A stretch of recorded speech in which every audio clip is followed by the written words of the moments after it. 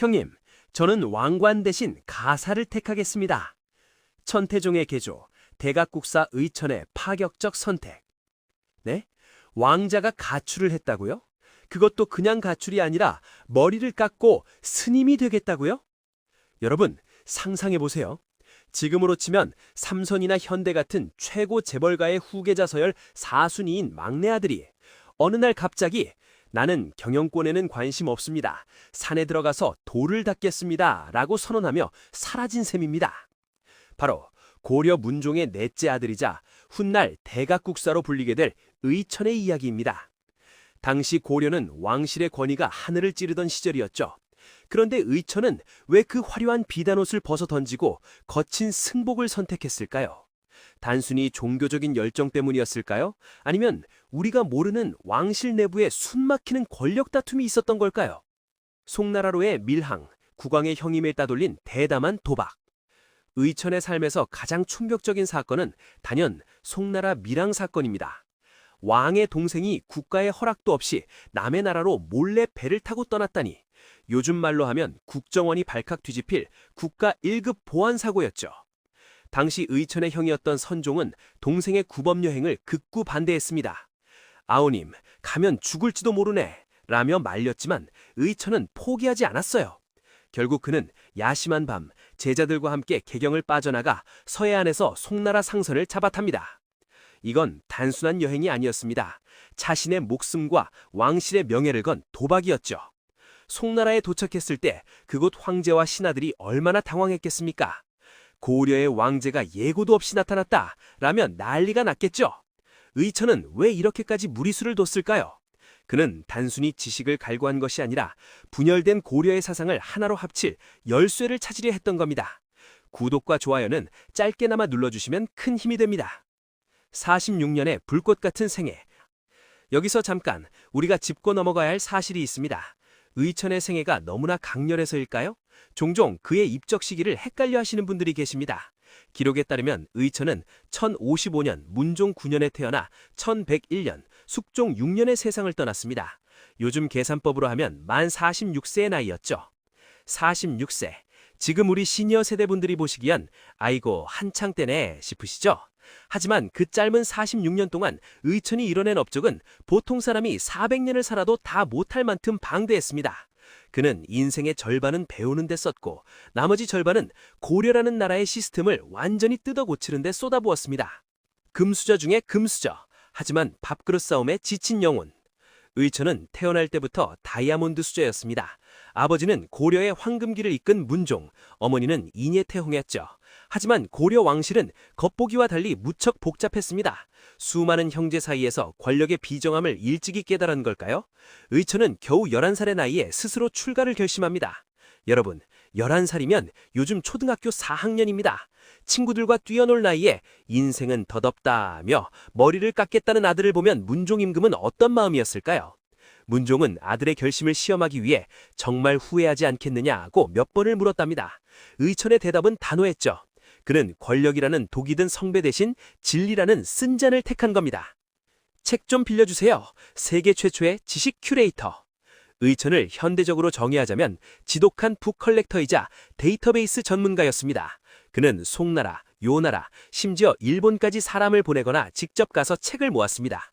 당시 책은 지금처럼 서점에서 쉽게 사는 물건이 아니었습니다. 금보다 귀한 대접을 받았죠. 의천은 송나라 유학 시절 가는 곳마다 고승들과 만나 토론을 벌이면서도 한 손에는 반드시 귀한 경전을 챙겼습니다. 그가 모은 책들이 무려 4,700여 권이나 되었다고 하니 요즘으로 치면 개인 도서관이 아니라 국가 기록원 수준의 데이터베이스를 구축한 셈입니다. 이 집요함은 어디서 나온 걸까요? 그는 고려의 불교가 단순히 복을 비는 기복신앙에 머무는 것을 참을 수 없었던 모양입니다. 화폐개혁의 선구자, 스님이 웬 돈 걱정이냐고요? 여러분, 의천이 단순히 연불만 외우던 스님이라고 생각하시면 오산입니다. 그는 고려 경제를 바꾸려 했던 경제 전략가이기도 했습니다. 그는 형인 숙종에게 강력하게 건의합니다. 형님, 이제 우리도 쌀이나 배 대신 금속 화폐를 써야 합니다. 당시 사람들은 쇠 조각이 돈이 된다는 사실을 믿지 않았어요. 이 차가운 쇠붙이로 어떻게 쌀을 사 먹냐라며 반발이 심했죠. 하지만 의천은 송나라의 선진 금융 시스템을 보고 깨달았습니다. 국가가 부강해지려면 유통이 살아야 한다는 것을요. 결국 그의 건의로 해동통보 같은 엽전과 은병, 활구이 만들어지게 됩니다. 종교인이 경제정책까지 주도했다니 정말 요즘 말로 하면 융합형 인재의 끝판왕이죠. 교종과 선종의 소개팅, 천태종이라는 이름의 합의점. 당시 고려 불교계는 요즘의 정치권보다 더 심하게 싸우고 있었습니다. 이론이 중요하다는 교종과 참선이 최고다는 선종이 서로 핏대를 세우며 헐뜯었죠. 의천은 이 꼴을 보고 깊은 탄식을 내뱉습니다. 부처님의 가르침은 하나인데 어찌하여 너와 나를 나누는가? 그가 내놓은 해결책은 교관 겸슈였습니다. 요즘 말로 하면 공부도 열심히 하고 실전 연습도 빼먹지 마라는 뜻입니다. 어느 한쪽으로 치우치지 않는 균형 잡힌 시각을 강조한 거죠. 그렇게 탄생한 것이 바로 국청사를 중심으로 한 해동 천태종입니다. 의천은 갈등을 봉합하는 최고의 중재자였던 셈입니다. 고려판 구글의 탄생, 신편 제종 교장 총록. 의천의 업적 중 가장 거대한 산맥은 바로 신편 제종 교장 총록과 교장, 속장경의 간행입니다. 여러분, 대장경은 들어보셨죠? 의천엔 기존 대장경에 빠져있던 주석서들을 전 세계에서 싹쓸이에 모아서 모았습니다. 이게 왜 대단하냐고요? 요즘으로 치면 전 세계 도서관의 책을 통합 검색할 수 있는 메타 데이터베이스를 구축한 겁니다. 송나라, 요나라, 심지어 일본까지 주석서를 1010부 4740건을 목록을 일목요연하게 정리했습니다. 그는 단순히 책을 모으는 데 그치지 않고 교장도감이라는 국책연구소를 세워 이 책들을 정교하게 판각했습니다. 전 세계의 논문을 하나로 묶은 구글 스콜라 시스템을 1000년 전에 수작업으로 만든 겁니다. 왕실의 아픈 손가락, 어머니 인예태후의 눈물. 의천의 화려한 업적 뒤에는 늘 어머니 인예태후의 걱정이 있었습니다. 아들이 왕자로 태어나 고생스러운 승려의 길을 걷는 것도 가슴 아픈데 목숨을 걸고 바다 건너 송나라까지 가겠다고 하니 어머니의 속은 시커멓게 타들어갔을 겁니다. 기록에 따르면 인예태후는 의천이 송나라로 떠날 때 눈물로 밤을 지새웠다고 합니다. 의천 역시 효심이 지극했습니다. 그는 송나라에서 귀국할 때 어머니를 위해 귀한 약재와 차를 챙겨왔고 어머니가 돌아가셨을 때는 세상이 무너지는 슬픔을 느꼈습니다. 고귀한 왕족이자 성직자였지만 결국 그도 어머니 앞에선 한 명의 아들이었을 뿐입니다. 동일시한 지식 중개자, 외교의 중심이 된 스님. 의천은 종교인이기 전에 고려의 최고 외교관이었습니다. 그가 송나라에 갔을 때 송나라 황제 철종은 의천을 위해 특별한 잔치를 베풀고 파격적인 대우를 해줬습니다. 왜 그랬을까요? 의천이 단순한 왕자가 아니라 동이시안의 지식과 정보를 쥐고 있는 핵심 인물이었기 때문입니다. 그는 송나라의 선진 문물을 고려에 들여오는 통로였고 동시에 고려의 높은 문화유전을 중국에 알리는 홍보대사였죠.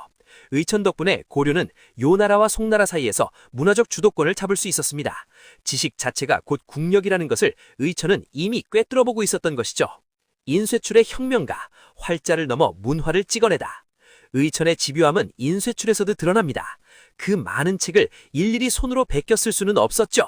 의천은 교장을 간행하면서 고려의 인쇄기술을 세계 최고 수준으로 끌어올렸습니다. 그가 만든 교장 도감은 단순한 출판사가 아니었습니다. 종의 질을 개선하고 먹을 개발하며 정교한 각수들을 양성하는 국책 프로젝트 팀이었죠. 그가 남긴 인쇄문화의 자양분은 나중에 우리가 잘 아는 팔만대장경과 금속활자로 이어지는 거대한 흐름의 시작점이었습니다. 의천과 진울, 두 거장의 평행 이론 혹은 평행선. 흔히 고려 불교하면 의천과 진울을 비교하곤 합니다. 의천이 왕실 출신의 엘리트로 위에서 아래로의 개혁을 꿈꿨다면 훗날 등장하는 진울은 민중 속에서 자생적인 개혁을 이끌어냈죠. 의천은 힘이 있었습니다. 왕실의 지원을 등에 업고 거대한 사찰을 짓고 화폐를 발행했죠.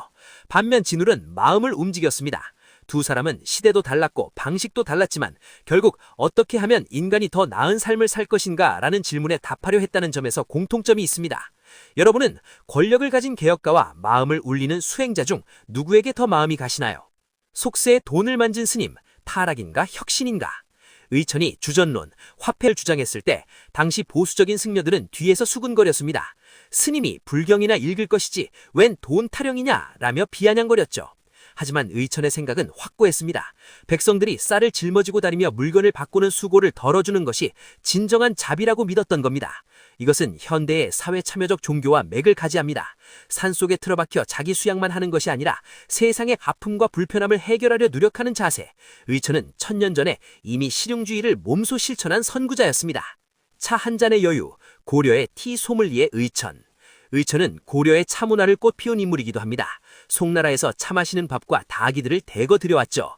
그는 차를 단순히 마시는 음료가 아니라 정신을 맑게 하는 수행의 도구로 보았습니다. 그가 직접 쓴 시를 보면 차에 대한 애정이 듬뿍 묻어납니다. 찬물이 끓는 소리는 솔바람 소리 같고 라는 표현은 정말 감성적이지 않나요? 요즘 카페에서 커피를 즐기는 우리네 모습처럼 의천도 1000년 전 차 한 잔을 나누며 제자들과 인생을 논했을 겁니다. 지금 커피 한 잔 드시면서 이 이야기 듣고 계신가요? 1101년 가을, 거성이 지다. 의천은 1101년 10월, 개경의 개성사에서 조용히 눈을 감았습니다. 그의 나이 46세. 죽음을 앞두고도 그는 제자들에게 내가 시작한 화엄의 가르침과 천태의 화합을 잊지 마라는 당부를 남겼습니다. 그가 조금만 더 오래 살았다면 고려의 역사는 어떻게 바뀌었을까요? 아마도 고려의 경제와 종교는 훨씬 더 일찍 근대적인 모습을 갖췄을지도 모릅니다. 짧지만 강렬했던 그의 삶은 마치 밤하늘을 수놓는 불꽃 같았습니다. 역사적 사료와 설의 구분. 참고로 의천이 송나라로 갈 때 배 안에서 풍랑을 만나 부처님께 기도해 살아났다는 이야기는 당시의 위험한 항해 여건을 반영한 설화적 성격이 강합니다. 또한 그가 특정 여인과 사랑에 따졌다는 식의 민간 전설도 있으나 이는 역사적 사실보다는 영웅적 인물에게 더 씌워진 항설에 가깝습니다. 실상의 의천은 철저하게 국가와 종교를 위해 헌신한 원칙주의자였습니다. 자, 고려의 뜨거운 심장을 가졌던 왕자, 의천의 이야기 어떻게 들으셨나요? 여러분의 삶에서도 왕관보다 소중한 무언가를 찾고 계신가요?